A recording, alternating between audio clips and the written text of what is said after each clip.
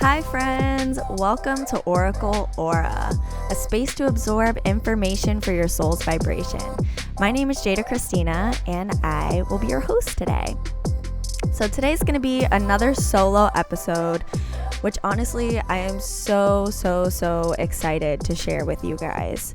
So something I've really been focused on with my social media, with my work, just with my story in general, is sharing my story about anxiety and coming to this place of peace and learning how to maintain this sense of peace even when anxiety wants to have its grip on me.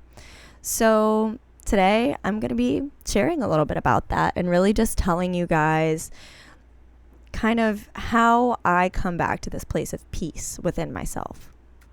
This whole self-improvement, spiritual journey kind of started for me back in, I want to say 2013. It was before I moved to New York City. I was living in an apartment in Winter Park, Florida. And I remember one night I was dancing. I was dancing in my living room and I began to spin around and I felt my energy body. I felt my energy flowing past my fingertips. And that was the first time I really began to fathom that my energy was something other than my physical body. It was existing in and around my physical body. And that really was the beginning of change. That was the beginning of this beautiful transformation that happened in my life.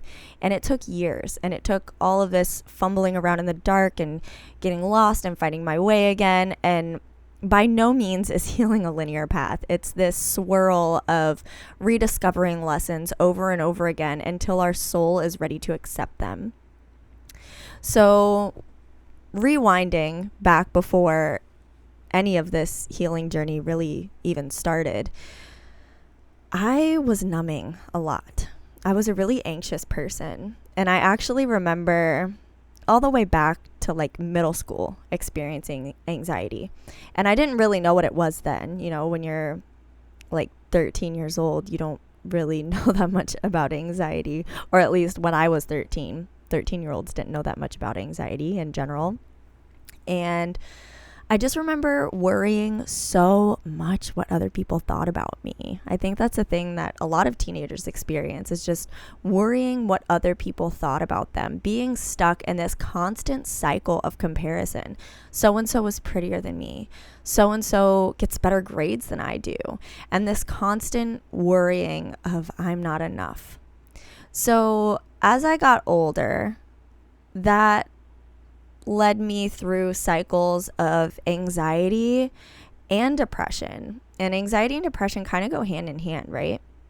So I would get to these points of being so anxious that I was just paralyzed by my anxiety and I couldn't do anything about it. I was just stuck.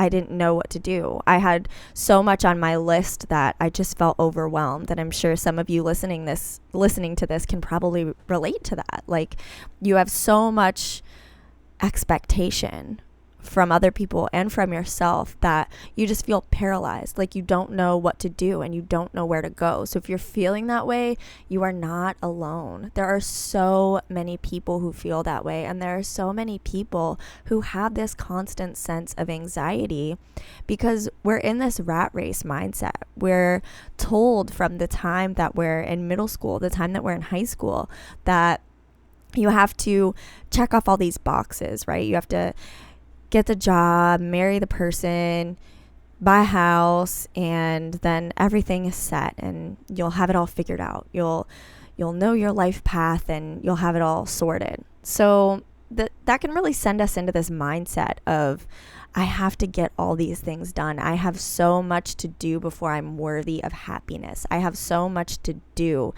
before I can accept where I am. But the truth is, peace already exists within you. Peace exists at the very, very, very core of your being. It's not something that exists outside of us. It's something that exists within us. And just like layers of an onion, it gets covered and covered and covered and covered and covered and covered with all of these different things. It gets covered with societal expectation. It gets covered with limiting beliefs that we acquire from other people, from our parents, from our peers, from social media, from pop culture. It gets covered. And then we lose sight of what's important. We lose sight of how to feel good. And it is my belief that we are universal consciousness experiencing itself. We were put here to experience this 3D realm, and part of that is experiencing joy. Part of that is experiencing abundance. Part of that is experiencing peace. So how did I get from this constant state of worry and this constant rat race to knowing how to tap into that inner peace whenever I want?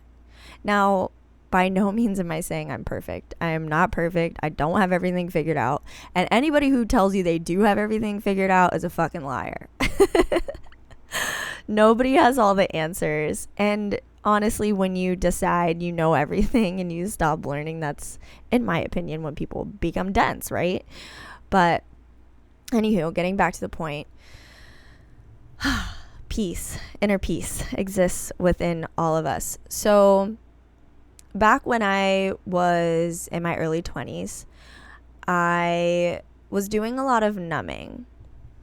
I was covering up the things that I was anxious about rather than digging out the issues by the roots. So I was drinking a lot. I had a lot of toxic relationships in my life. I, was partying on the weekends. I had a sales job at one point. I had some serving jobs. I was just kind of going through the motions and numbing my emotions. I did not intend for that to rhyme, but I kind of like that it did. So rather than facing what was really causing these emotions, I thought, oh, well, I can just kind of like slap a Band-Aid on it, right? That's what coping mechanisms are. They're kind of just like a Band-Aid that we slap over the root issue. I was reading Daring Greatly by Brene Brown, and she speaks in that book about there being two types of people with anxiety. There are the people who mask their anxiety, and there are the people who stop doing the things that cause the anxiety.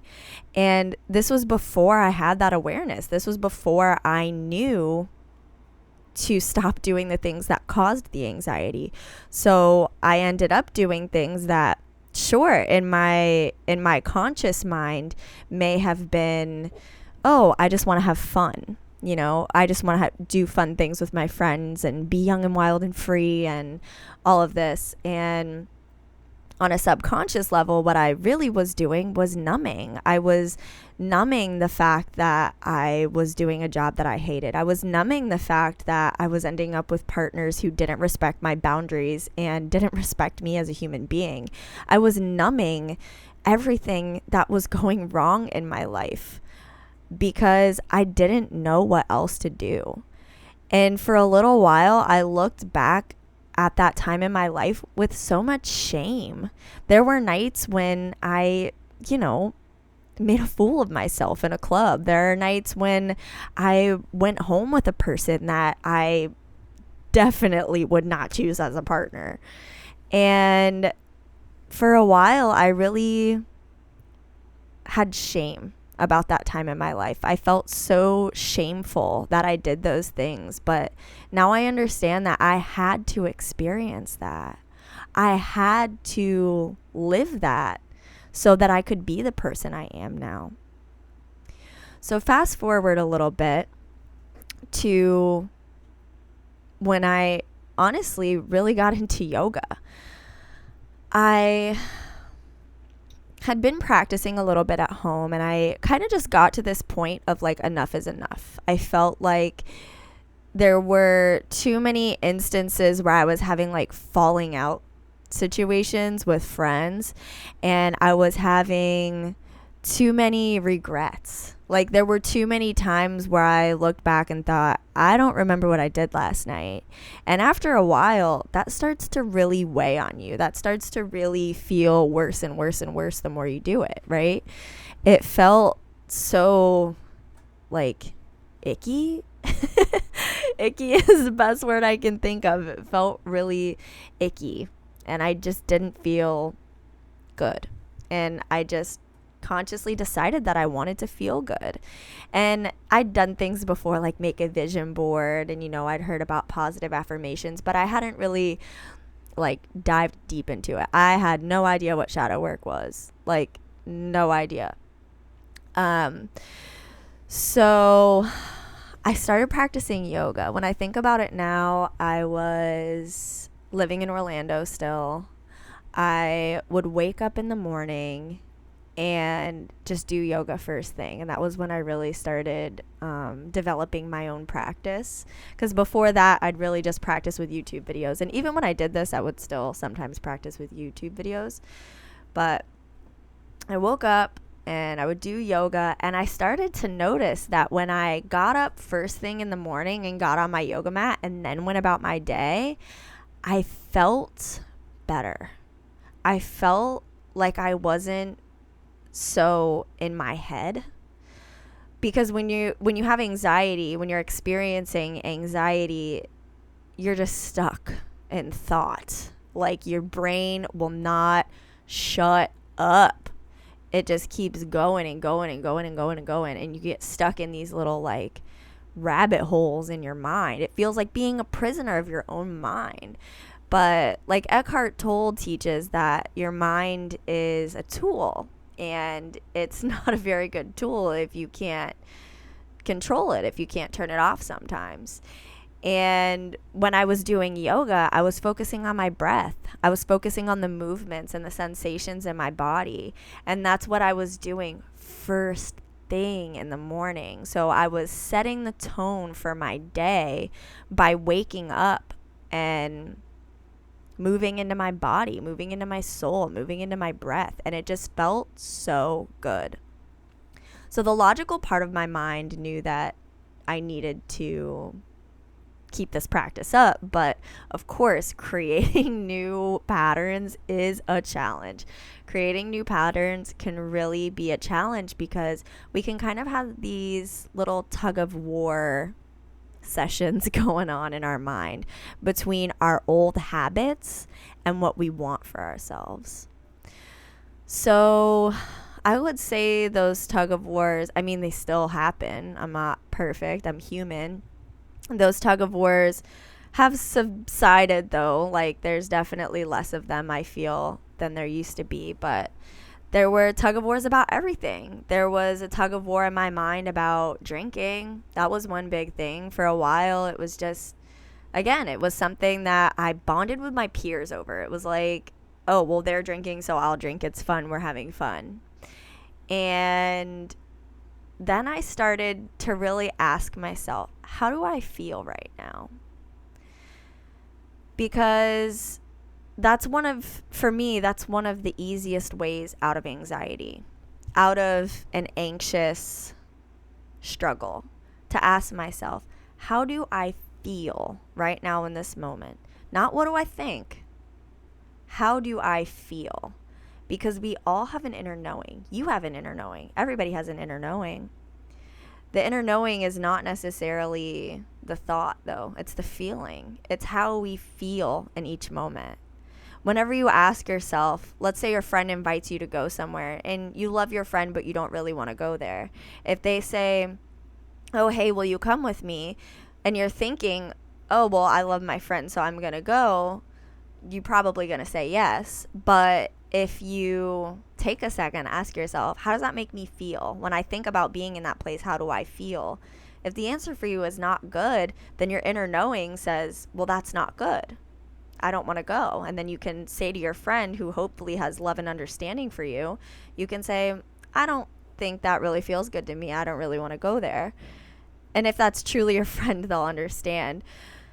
So I would ask myself this question when I was in bars. And this actually just happened at the end of last year. There was a lot of tug of war with this for me because drinking is so common. Like, it's a hard thing to get away from. And I'm not condemning it. Everybody should do what their intuition is telling them to do. This is just my personal story. And I found that I was using alcohol to numb my anxiety. And honestly, it was causing me more anxiety because then the next day I would think, oh shit, what did I do last night? And then I would stress about things that I said or the way that I acted because I knew that that wasn't authentically me. So I started asking myself this question. When I was in bars, I would ask myself, how do I feel right now? And it was never good. It was never like, I feel amazing right now. I feel so good. It was usually something along the lines of, I feel frustrated. I feel numb. I feel sad. I feel anxious. And I just really started to feel like, well, this isn't good for me. So rather than just forgetting about it or smoking a little weed to not be there anymore, to not be in that place mentally anymore, or finding another route of escaping those thoughts, I decided to just pull it by the roots, like dig it up by the roots. And I just stopped drinking. I just stopped spending time around the people who, like, for me, I needed to stop spending time around the people who I was drinking with because they were that kind of influence on me, and I didn't have that much willpower at the time. It was hard for me to say no. So I just distanced myself from them and took the time that I needed for myself. And I find that the more I listen to that inner knowing, the less anxiety and the less depression I have. I was listening to an Abraham Hicks speech not too long ago. And for those of you who aren't familiar with Abraham Hicks is a spiritual collective who channels through a woman named Esther Hicks. And they have some very profound thoughts and concepts and messages. And they were saying that anytime we feel anxious, anytime we feel disharmony, it's because we're disconnected from the source within us. And I think when they say the source within us, that's what I mean when I'm saying inner peace. That's what I mean when I say that authentic inner peace that exists within the core of you. Whenever we feel anxious, whenever we feel like we're in the depths of sorrow, we're so sad, when we're depressed, when we're comparing ourselves to other people, when we're thinking that we need to be ahead of where we are in life, we're out of touch with that source that exists within us. And we have the power to come back home. We have the power to turn within and ask ourselves, what does the source within me need? What does my authentic core soul being need? And that's when we can start to move into a place of inner peace. So how do you do that? How can you connect with that core of who you are? I spoke about this a little bit in the last episode, which I believe was called The Empath's Guide to Inner Peace. And there's just so many ways you can connect with your core authentic self. So my favorite ways are dancing, yoga, meditation, spending time in nature. Oh my goodness. My boyfriend and I, Tim and I, went kayaking on the river a couple days ago, and I just felt like my heart was glowing after we left. There were all these beautiful trees, like a canopy over the Wiki Wachee River, and the water was so crystal clear, and we swam in it. It was beautiful. And I just felt like I was communing with nature. And when we do that, we realign ourselves. We reconnect with the part of us that is nature. We are nature. And while I'm talking about this, I would just like to touch on the fact that we all have seasons. Like, we're nature, and just like, a fruit-bearing tree, we're going to have seasons where we're bearing fruit. We're going to have seasons where we're blossoming. And we're going to have seasons where all of our leaves fall off and our branches are bare. But that doesn't take away from your core authentic self. That peace is always there in your worst times in your life and in your best times in your life. You can always turn inward and connect with that inner divinity that exists within you. It's always there for you. You are so held. You are so provided for. You are so taken care of and loved. You are the universe experiencing itself. You are the energy of love. And if there's anything in you that says that that's not true, know that that is something over. It's a layer over that love energy that exists at the core of you. As far as reconnecting with that energy, you can really explore and play and see what feels good to you. See what reignites those feelings in you. And check in with yourself. Ask yourself, how does this make me feel? How do I feel right now? For instance, some people may do yoga and think, oh goodness, this does not feel good. And, my hope is that that wouldn't happen. But, if yoga's not your jam, yoga's not your jam. If you dance, maybe you think, oh, well, this feels better. I feel free. I feel more in touch with my feminine energy. Then maybe that's what ignites your soul. One way to really, really check in with the things that ignite your soul is think about when you were a little kid and the things that you liked doing when you were like 5 or 6. Did you like to draw? Did you like to sing? Did you like to paint? Did you like to play sports? Did you like to run? What were the things that you liked doing when you were a child? Because those things never went away. Those things are still a part of that very core authenticity, that inner source, that divinity that exists within you.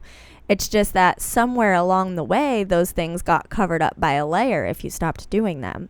So it's up to you to kind of peel back that layer and get back in touch with those things that make you feel like you. For me, that thing that connects me to my inner child is dance.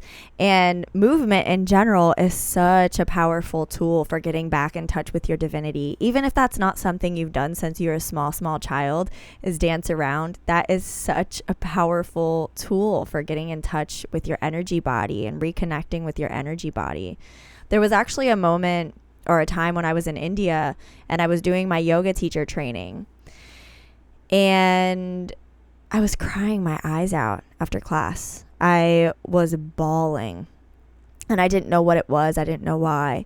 And I went back to my room one day after class and I just asked myself, like, how do I feel? And I let all these feelings come up and I kind of pictured them. There's a really beautiful metaphor that this woman, Preeti, who's a meditation teacher up in Vermont, she taught me in a workshop.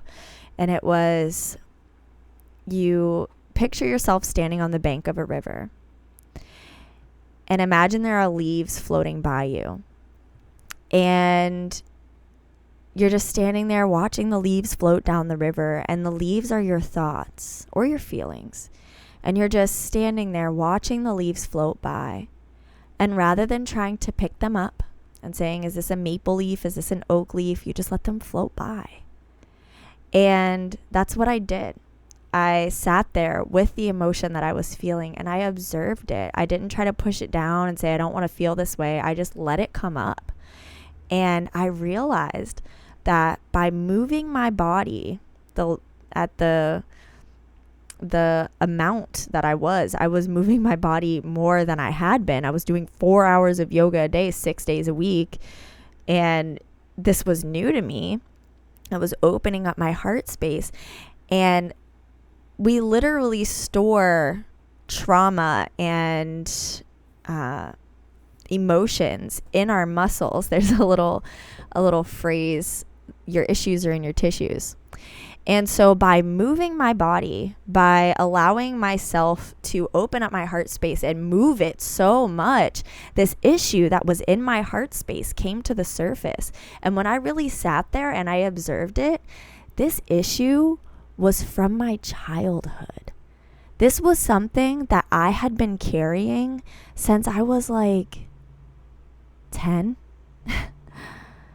It was mind-blowing that I had carried this around that long. And as soon as I observed it, it was immediately apparent how much I'd been projecting this trauma onto everything in my life.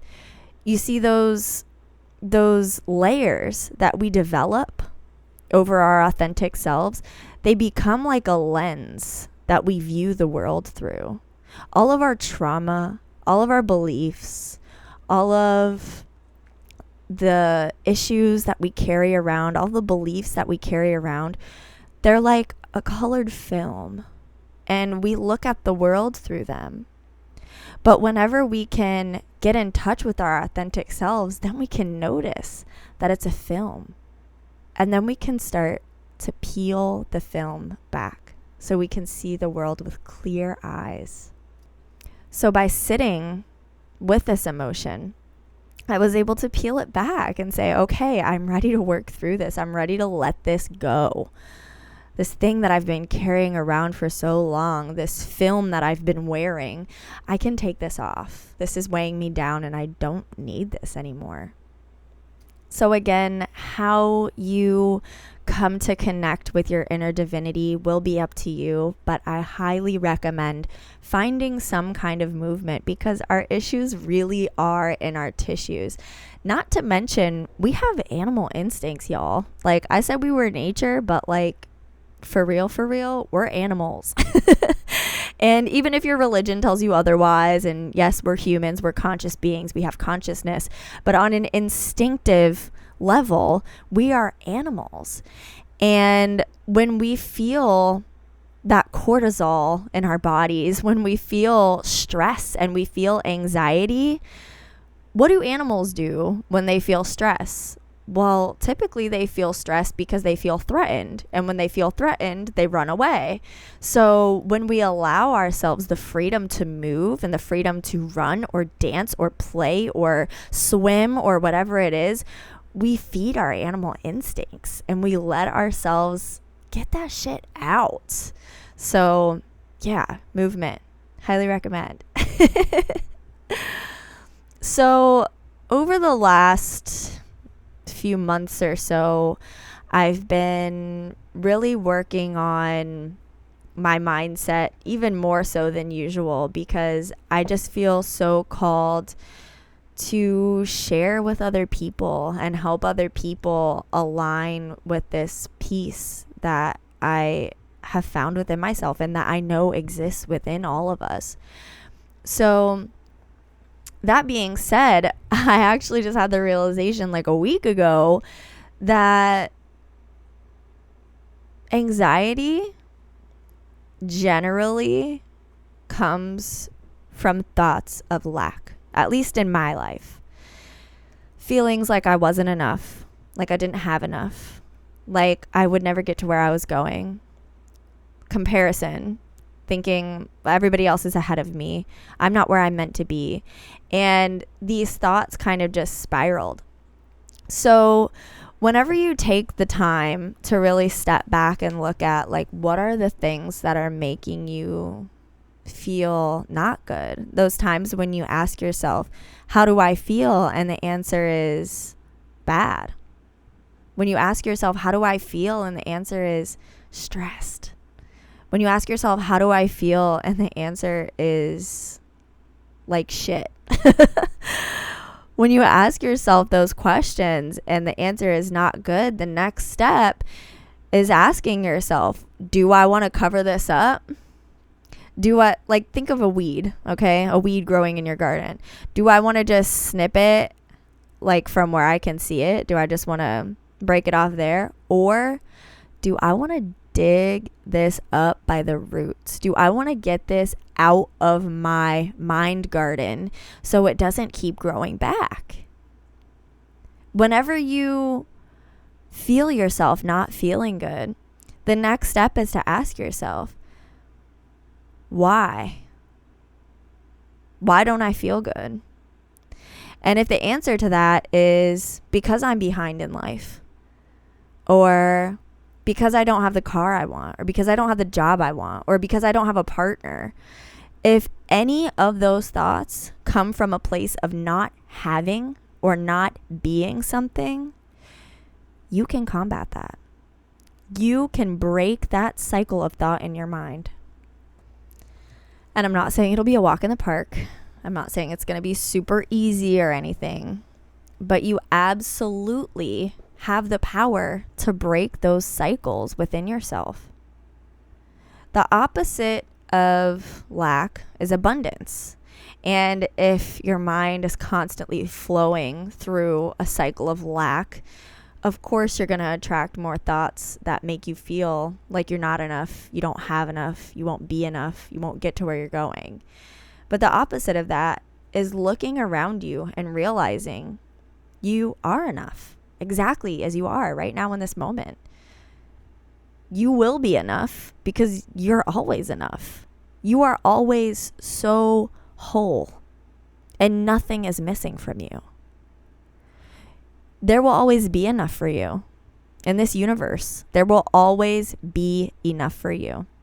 As long as you open yourself up to that and you accept that there will be enough for you, then there will be enough for you. And yes, I understand that sounds so, well, it's easy for you to say, you don't know my life. I hear you.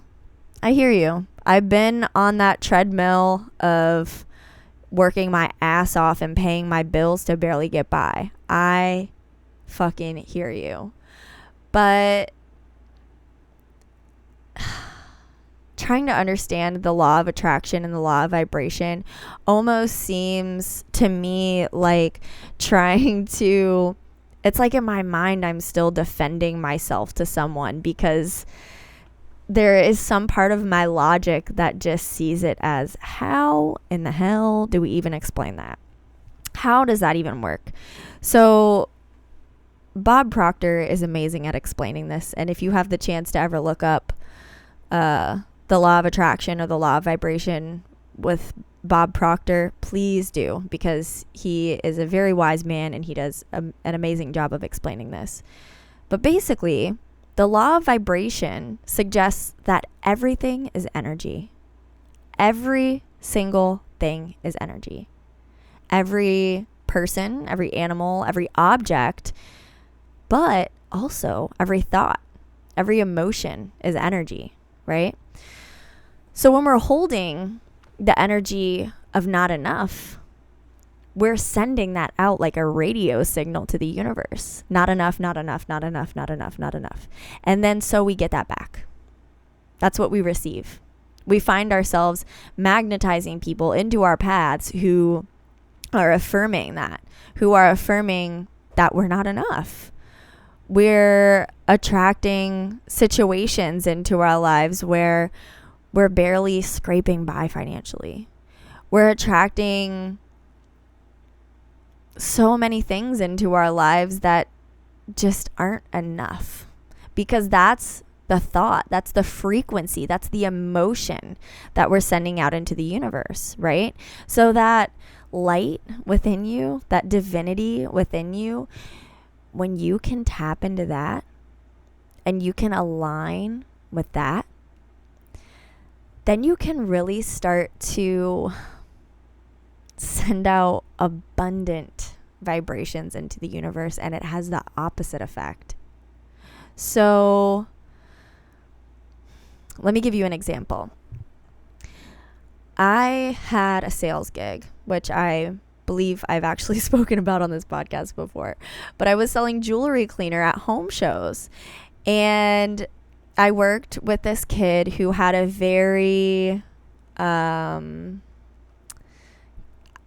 guess he would call himself a realist, but I think a lot of people who call themselves realists are just pessimists in disguise. But anywho, he did not believe in the law of attraction whatsoever, did not believe in the law of vibration whatsoever.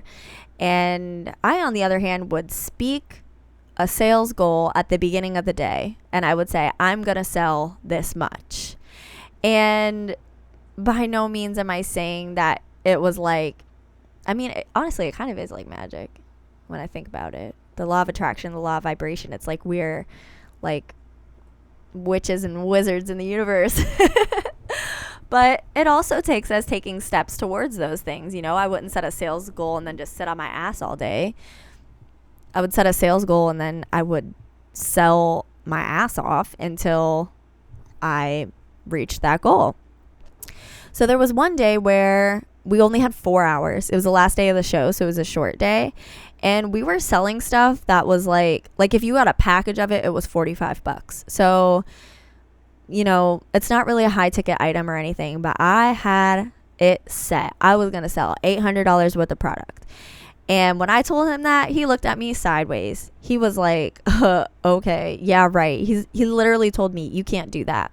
And I was like, yes, I can. So I was working and just did my thing, minded my business, decided not to let him get in my head, let him do his own thing. And lo and behold, your girl sold $825 worth of product in 4 hours. And that was because with every fiber of my being, I decided I was going to sell $800 worth of product. Now, I didn't need to sell that much. I just really wanted to. And so I tried, and I had sent that out into the universe. So not only was it my effort to reach that goal, it was also the universe conspiring for me. There were several instances that day where it would be one woman deciding to buy some and then saying, oh, you know what? Let me get a set for my mom too. And the last sale I had was a group of 4 couples who all bought their own. I was in the last 30-minute stretch, you guys, and I sold 4 sets, which put me at my goal. Honestly, it felt like a miracle. And the reason I tell you this story about my sales goal and how I reached it and the universe conspired with me is that you have the capability to do this with your own life, with anything in your life, literally anything. So if you can really tune inward and ask yourself, how do I want to feel? How do you want to feel? Do you want to feel anxious? Do you want to feel depressed? Do you want to feel stressed? Do you want to feel sad? Or do you want to feel peaceful? Do you want to feel aligned? Do you want to feel abundant, joyful, happy, expressive, creative? How do you want to feel? Because if you can take inventory of how you're feeling now, really, truly get in touch with how you feel now, and then ask yourself how you want to feel, you will find a way to get there. And if you decide with every fiber of your being that you are worthy of feeling the way that you want to feel, you will find a way to get there. Now, I'm not suggesting that you bypass the feelings that you're feeling right now in order to get to the way that you want to feel. You will have to do the work. You will have to do shadow work. You will have to ask yourself, where does this belief come from? Where does this thought come from? And then get to the root of that and decide, is this something I want to hold on to, or is this something I want to release? Is this a dark thought that I can look at and say, I love you, and then let it go? Or is this something that is truly protecting you? We develop all of these thoughts and emotions and trauma and all of these mental things that we find ourselves holding on to and emotional things that we find ourselves holding on to. They're like our armor. They protect us. They protect that divinity within us. But when it gets to the point that it's hurting us more than it's helping us, it's time to reevaluate and say, I'm ready to do a little mental cleaning of house. What thoughts are playing on repeat in my mind that I'm ready to send away? What thoughts am I holding on to that I'm ready to release lovingly and replace with thoughts that make me feel peaceful, joyful, abundant, aligned, precious, and loved, and creative and free? How do you want to feel? It's truly up to you to ask yourself, how do I want to feel? And maybe being sad feels comfortable. I know for me that was a thing. For a long time that was a thing. I used to listen to John Mayer like on repeat and literally just obsess about my past and think about a past situation, a past relationship I had that made me feel so broken. And I would just play that on repeat over and over and over again. Until one day I watched a video by the holistic psychologist, Dr. Nicole LaPera, and she spoke about emotional addiction and how when we really are used to an emotion, it releases a chemical cocktail in our brains that becomes familiar. So we find ourselves wanting that chemical cocktail to be released in our brains. If you're a workaholic, that might be cortisol. You might feel stressed all the time, but that might feel familiar to you. So you may keep recreating those feelings just to feel that hit, if you will. It's actually an addiction. It's actually a chemical addiction in our brains. But the good news is you are a conscious being.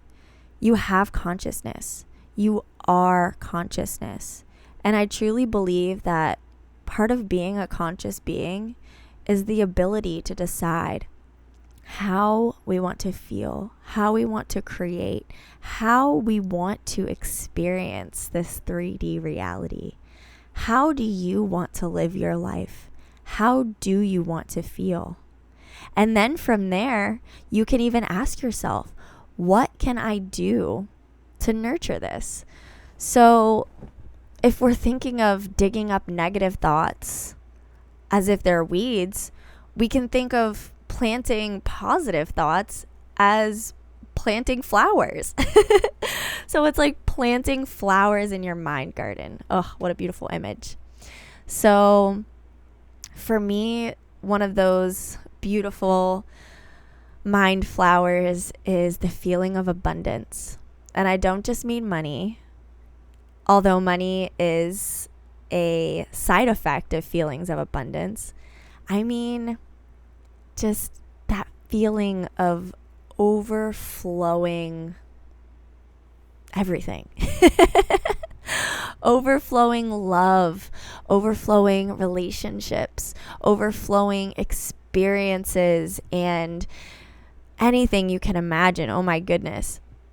So for me, when I feel abundant, it's just like that sales goal. It's like when I go outside and I'm looking around me for examples of abundance, then everything starts to feel more abundant. And then I attract abundance in all of its many forms.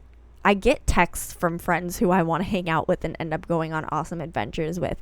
I attract the perfect partner for me into my life. I attract opportunities. I attract abundance in all of its many forms because I am focused on abundance. So there's a Ram Dass meditation that is about abundance. And one of the things he says is close your eyes and picture yourself in nature. And he doesn't say these exact words, but I'm trying my best. He says something about look at all the abundance of leaves on the trees And I love that example because if you look at a tree, there are so many leaves on it.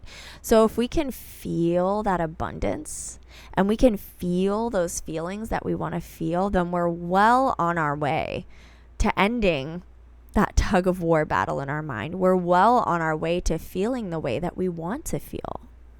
In contrast, there was a time in my life where I felt like there wasn't enough.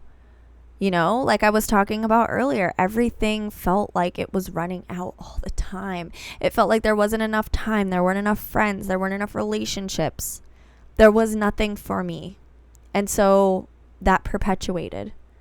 And now, because I have stayed on the journey of deciding I want to feel abundant, I am ready to feel abundant, and then aligning with I am worthy of feeling abundant. It is. It happened. It's happening. It's continuously happening and unfolding and growing because it's a flower in my garden and I'm watering it. So watering it, again, comes back to those things that make me feel like me. Swimming in the ocean, going to the beach, playing in nature, dancing, singing, all that good stuff. So just to kind of recap everything, you have the ability to turn inward and connect with your inner divinity. Anything in your mind, anything in your subconscious that's keeping you from your happiness, that's keeping you from feeling at peace, is not your authentic self, is not the source within you. Anything that's making you feel anxious or depressed is not your core being. And you have the capability to remove that layer. But first, you gotta love it. You gotta accept that part of you as part of what you've been carrying and say, okay, I've been carrying this. All right. I'm ready to dig this up by the roots out of my garden. And then once you've done that, you can plant your flowers. You can decide how you want to feel. You have the capability to feel the things that you want to feel. You have the capability to feel good. And not only that, but you are so, so, so worthy of feeling good. You are worthy of feeling peaceful, joyful, aligned, and abundant. I hope this was helpful to you guys. I would love to do more episodes on anxiety relief because there are so many aspects to it, from nutrition to meditation to, oh goodness, there's so many branches of it. But I digress. I hope this was helpful, and I hope you guys have a beautiful day. If you enjoyed this episode, please feel free to take a screenshot and post it on Instagram and tag me at Oracle Jaida, Jaida, or the podcast at Oracle Aura. And yeah, we'll get in touch and follow each other and all that good stuff. Have a beautiful day, guys. Namaste.